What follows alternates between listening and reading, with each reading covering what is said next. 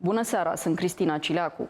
Mutările politice și militare pe care le fac liderii din Orientul Mijlociu au de cele mai multe ori motivații cu rădăcini istorice. Ce pare simplu la prima vedere este de fapt greu de înțeles.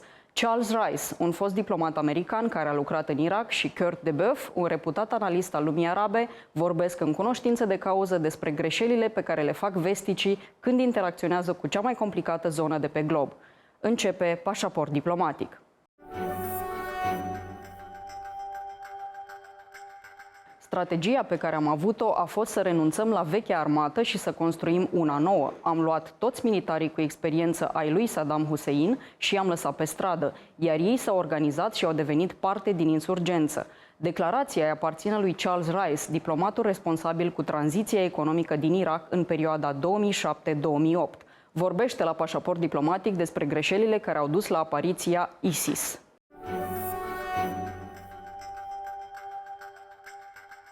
Intervențiile marilor puteri făcute de-a lungul timpului în Orientul Mijlociu și Asia Centrală au dus la înlocuirea unor sisteme autoritare cu guverne noi, care sunt chiar mai nocive pentru oamenii simpli. Schimbările de regim politic în țări unde se trăiește conform unor tradiții seculare, într-o rânduire socială care pare învechită pentru lumea civilizată, au provocat doar agravări ale situațiilor și apariția unor grupări radicaliste greu de controlat. There are many voices saying that the intervention of the United States in Iraq was a mistake that led to the appearance of ISIS. That's a big political debate in the United States as to whether or not the decision of the Bush administration to go into Iraq in 2003 was a mistake or not. When Ambassador Crocker asked me to come help him during the surge, I told him that I wasn't sure that this was obviously the intervention was not going well, and the situation, particularly at the end of 2006 and early 2007, was quite bleak.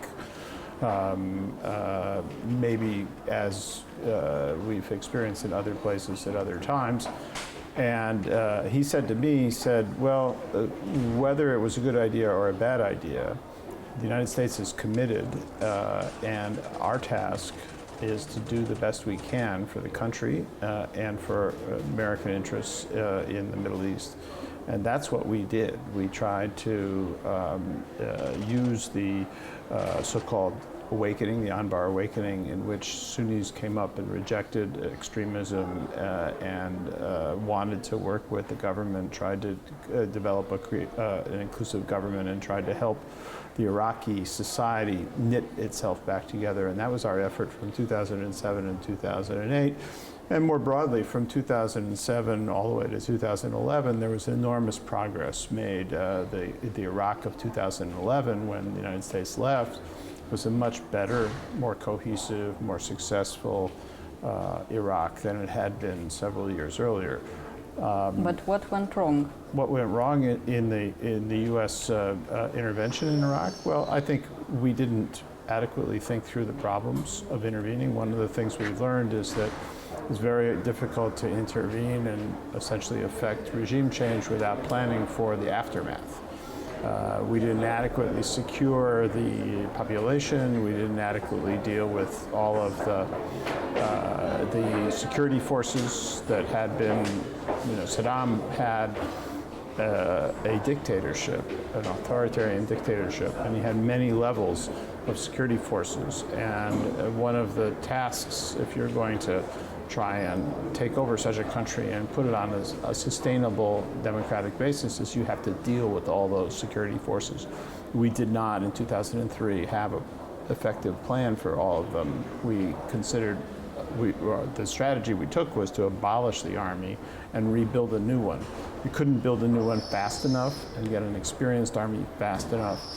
And we also took all of these very experienced people and put them out on the streets, and then they organized and became part of the insurgency. They are part now of the so-called Islamic State. Some of them are. Some of the Baathists have provided the sort of military experience that is behind the Islamic State, and many analysts believe that they are one reason that the Islamic State has been successful. They were also part of so-called Al-Qaeda in Iraq in 2006, which didn't succeed, actually lost. So it's not inevitable that such people will mean that an insurgency will succeed. Insurgencies are complex challenges for a power, and particularly intervening power, to defeat, but it can be done, has been done. United States is fighting against Islamic states, and recently we are supporting the Iraqis and the Kurds who are fighting against the Islamic State. Yeah, to be more correct. But who is going to stop them? Because so far they seem to get more territories. Russia's intervention, the establishment of a large base at Latakia and actions that they've taken was motivated less by a desire to fight the Islamic State and much more by a desire to prevent the collapse of the Assad government. During the summer, Assad was having very serious problems. For some time, they've been losing territory. Starting this summer, they started losing forces.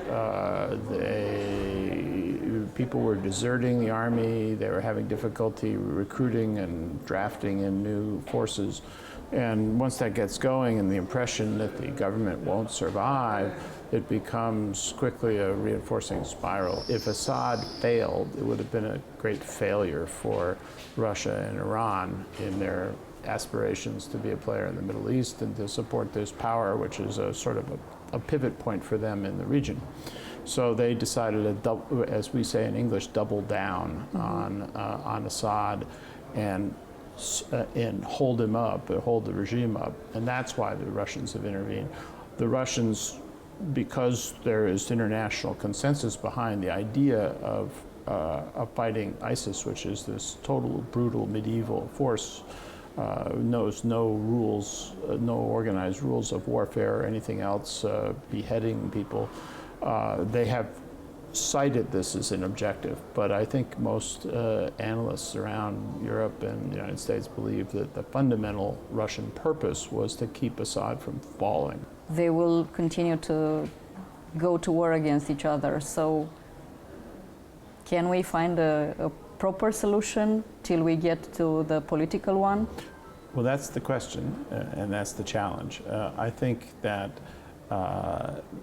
we have supported non-Islamist opposition groups in Syria, as well as other parties, other countries have supported them because we believed that they were decent people fighting for a better future for their country. We will continue to do that. The Russians, I think, will tire of this. There are a lot of risks for Russia. There's the risk of casualties. There's the risk financially. There's the risk that if you go in supporting a client, then in many ways the client is in charge of you, as we found in other interventions. There are many things that the Maliki government in Iraq did that we didn't like, but because we were supporting them, they were able to do the things that they wanted to do anyway. And we saw this also with Karzai in Afghanistan. Once you get committed, you have this government that you're supporting, and then the government has you behind them no matter what they do. And the Russians will learn that basic law of intervention.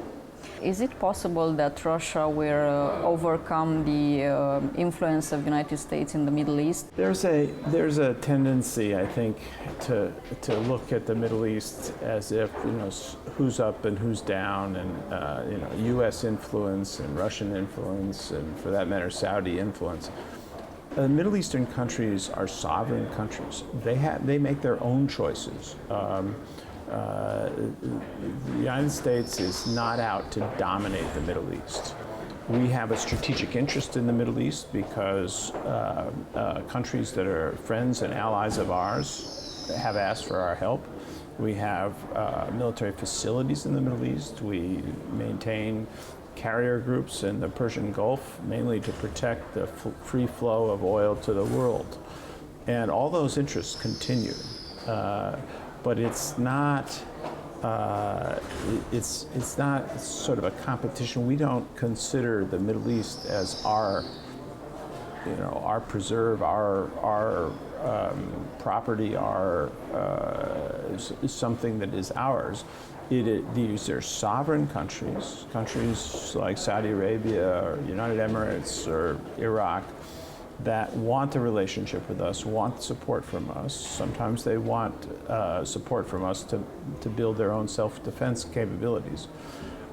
With Iran, we had a very serious multi-year effort to stop the Iranian nuclear weapons program, successfully concluded with the agreement. Yeah. That was in our strategic interest, and we would argue that that's in the world's interest. And we did that with the full cooperation of the Russians and the Chinese and the Europeans, and it's a great success.